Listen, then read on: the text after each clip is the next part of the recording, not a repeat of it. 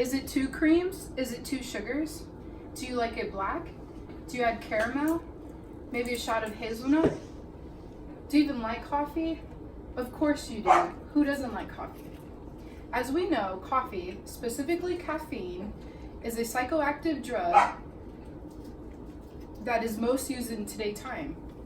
A psychoactive drug is a drug that affects a person's mental state, whether it's prescribed or recreationally used.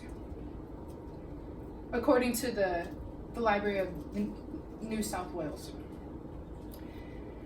Not only do I drink coffee almost every day to stop me from becoming a walking zombie, I also love the taste. And admittedly so, I will be the first to say, hi, my name is Serena Sanchez, and I'm a coffee addict.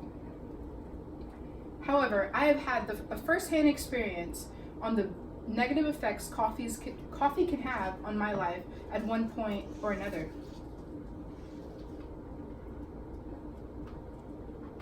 So today I will inform you of the pros and cons of coffee.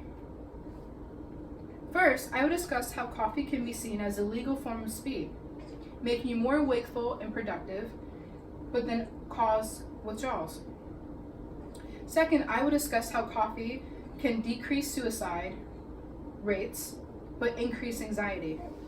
Finally, I will discuss how coffee prevents type 2 diabetes, but can cause high blood pressure. For decades, studies and research has been conducted to figure out the role coffee has on the mental and physical health. Is it bad? Is it good? I will take the stand that coffee can be seen as both. Wakefulness, elevated blood pressure, increased concentration, elevated heart rate,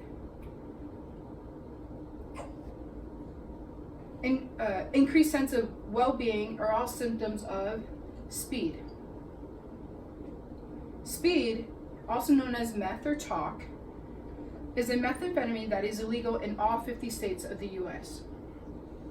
It is also a very addictive and destructive drug. Most people who use speed use it to have more energy and more productivity for a long period of time. Does this sound familiar to anyone? Wakefulness, elevated blood pressure, increased concentration, elevated heart rate, and an increase of sense of well-being are all symptoms of caffeine. Caffeine is the main component of coffee. Caffeine is legal. But caffeine, like most drugs, can lead to withdrawals. This is known as caffeine withdrawals. This affects consumers who become codependent on coffee or addictive. Coffee withdrawals can include migraines, irritability, low moods, and difficulty concentrating, says healthline.com. Now that I've discussed the accessibility to coffee and its withdrawals, I will now talk about how it decreases suicide but increases anxiety. Coffee can have a helping hand in decreasing suicide rates. Drinking several cups of coffee a day appears to reduce the risk of suicide in men and women by 50%, according to a study by researchers of the Harvard School of Public Health. The caffeine in coffee stimulates the central nervous system and acts as a form of antidepressant. This in turn boosts the production of dopamine, serotonin, and non-adrenaline in the brain. These specific neurotransmitters influence the normalcy and mental behavior patterns. Caffeine-induced anxiety. This is an actual disorder that is in the DSM-5. The DSM-5 is a diagnostic and statistical manual of mental disorders. Because this condition can mimic organic and mental disorders such as pain, panic disorder, generalized anxiety disorder, bipolar disorder, or even schizophrenia, a number of medical professionals have caffeine-intoxicated people are routinely misdiagnosed and unnecessarily medicated when the treatment for caffeine-induced psychosis would simply be to stop further caffeine intake, says the DSM-5. Mind you, the DSM-5 is the holy book in the world of psychology. So it says something when this disorder that is stemmed from coffee is put next to severe disorders such as schizophrenia and bipolarism. Now that we have learned about the pros and cons of coffee on mental health, I will now discuss the different effects it has on physical health. As before stated, researchers went back and forth on whether or not coffee was healthy for the physical body. Type 2 diabetes, when the blood sugar levels are elevated and the body has a hard time producing insulin.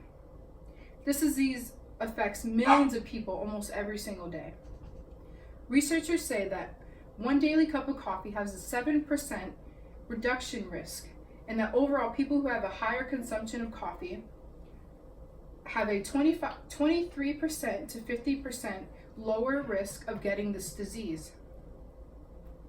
On the flip side, coffee runs the higher risk of having higher blood pressure. This does not have a permanent effect, but can still take a toll on your daily activities.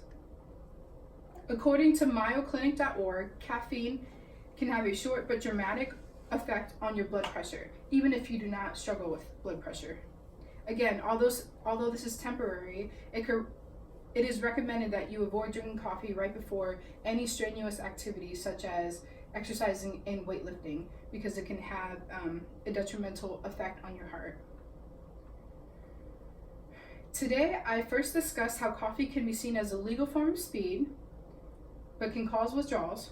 Second, I discussed how coffee decreases suicide, but increases anxiety. Finally, I discussed how coffee prevents type 2 diabetes, but can cause high blood pressure. In sum, remember that too much of anything is bad, even coffee. However, I will end with this. When life hands you lemons, trade them for coffee.